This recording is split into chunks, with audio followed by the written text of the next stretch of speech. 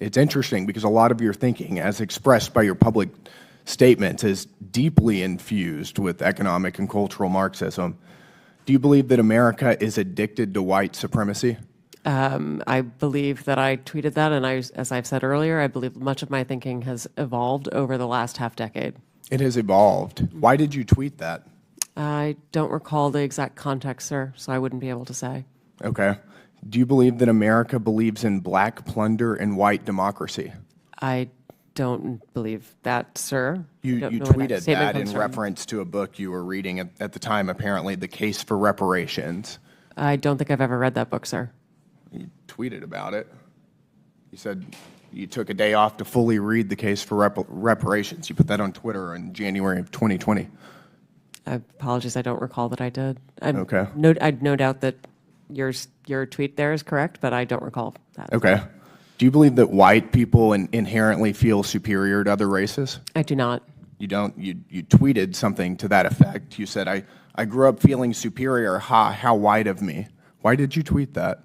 I think I was probably reflecting on what it was to grow up in an environment where I had lots of advantages. It sounds like you're saying that white people feel superior. I don't believe that anybody feels that way, sir. I was just reflecting on my own experiences. Do you think that white people should pay reparations? I've never said that, sir. Yes, you did. You said it in January of 2020. You tweeted, yes, the North, yes, all of us, yes, America, yes, our original collective sin and unpaid debt, yes, reparations, yes, on this day. I don't believe that was a reference to fiscal reparations, sir. What kind of reparations was it a reference to? I think it was just a reference to the idea that we all owe much to the people who came before us. That's a bizarre way to frame what you tweeted. Okay, how much reparations have you personally paid? Sir, I don't believe that I've ever paid reparations. Okay, it's just for everybody else. I'm not asking anyone to pay reparations. Seems to be what you're suggesting. Do you believe that looting is morally wrong? I believe that looting is illegal, and I refer to it as counterproductive. I think it should be prosecuted. Do you believe it's morally wrong, though? Of course. Of course. Then why did you refer to it as counterproductive?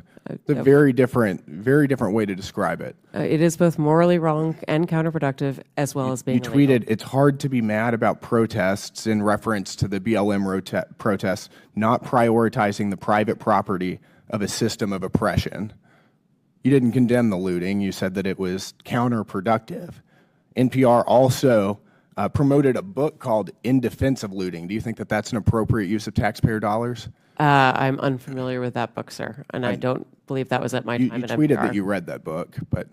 I don't believe that I did read that book, sir. Do you think that a few years ago, NPR educated America about, quote, the whole community of genderqueer dinosaur enthusiasts? Do you think that that's an appropriate use of tax dollars? I was not at NPR at the time, sir. That's not the question, though. Do you think that that's an appropriate use of our tax dollars? I think our tax dollars that we use are to be able to provide a wide range of perspectives. I'll take that as a yes. You do believe that that's appropriate. Your health advisor at NPR also stated in an interview that, quote, fear of fatness is more harmful than actual fat.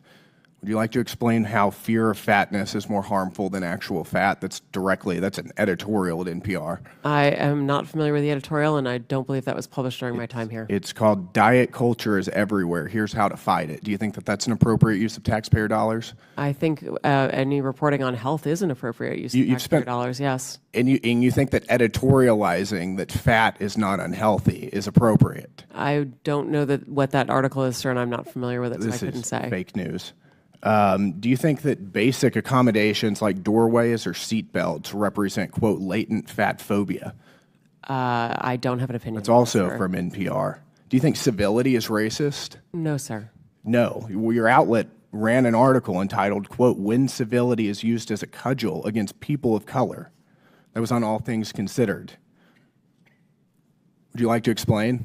I'm not on the editorial side, sir. I'm not familiar with that story. You talk about how NPR is news. This is editorialization, and I'll read it. For many people of color in the United States, civility isn't so much social lubricant as it is a vehicle for containing them, preventing social mobility, and preserving the status quo. This is garbage. I'll spend all of my time doing everything I can to ensure you guys never get another dollar of taxpayer funding. This is complete garbage. Thank you, Madam Chair.